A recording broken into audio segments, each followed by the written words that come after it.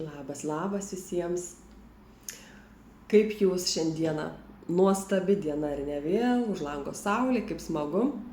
Vieną sakau, bet mano akis, mano išvaizda rodo ką kitą, ar ne? Ir dėl to, kad mes kalbam ne tik tai garsu, bet tuo pačiu ir kūno kalba, mimika ir taip, kaip mes atrodom, ar ne?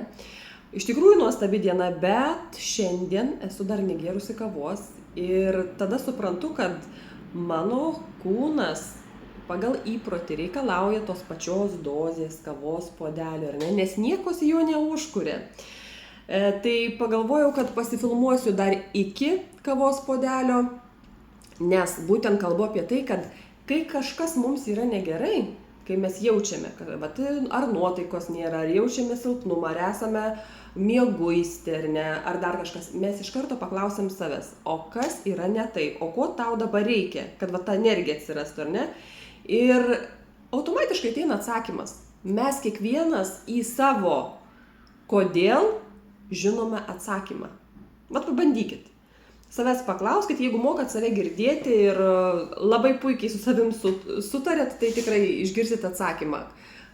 Kokį sprendimą reikia jums padaryti, kad jaustumėtės geriau, arba ko jums reikia, kad išsispręstų vienokia ar kitokia problema. Čia galime kalbėti netgi plačiaja prasme. Nes dažnai, kai mes arba išsigąstam, arba kažko bijom, arba jaučiam nerimą ypatingai, kad kažkas viduje ar ne, neramu ir galvot, kas čia dabar yra, o savęs paklauskit, kas yra, ne draugės klauskit, ne kažkokio draugo, namiškio, bet savęs paklauskit, o kodėl tu šiandien nerami, o kodėl tu šiandien tokia, o kodėl tau nuotaikos nėra, kodėl tu taip jautiesi šiandien. Nes kai yra gerai, mums nereikia klaustis, ne? Nes mums faina, mums patinka ta būsena, bet kai kažkas viduje yra negerai, liūdesys, kažkoks tai jausmas, kur mus trigerina arba tiesiog nenorim taip jaustis, mes galim savęs paklausti ir gauti atsakymą. Ar bandėt kada. Nes aš visada savęs klausiu.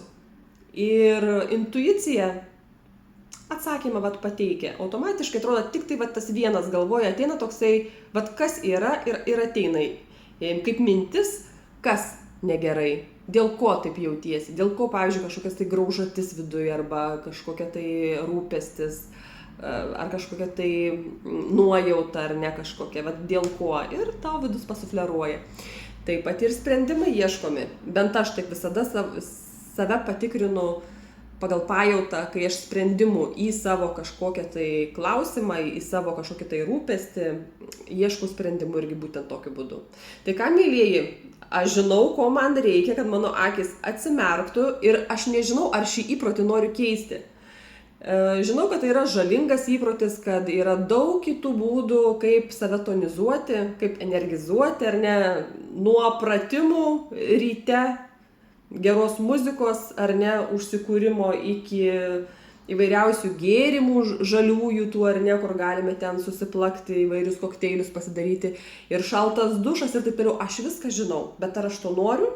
Čia kitas klausimas, nes kai mes norim, mes viską galim, bet esmė tikriausiai tame, kad mes nieko keisti nenorim, norim pagal savo įprotį judėti, ar ne, nes pavyzdžiui, man kava yra aromatinga. Tai yra įprotis, skanu. Nors ilgą laiką nebuvo skanu ir net kvapo negalėjau užuosti. Bet kaip viskas keičiasi, ar ne? Prisipratinam.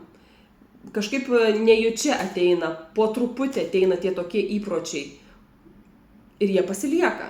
Iki tol, kol mes jų nepakeičiam sąmoningai.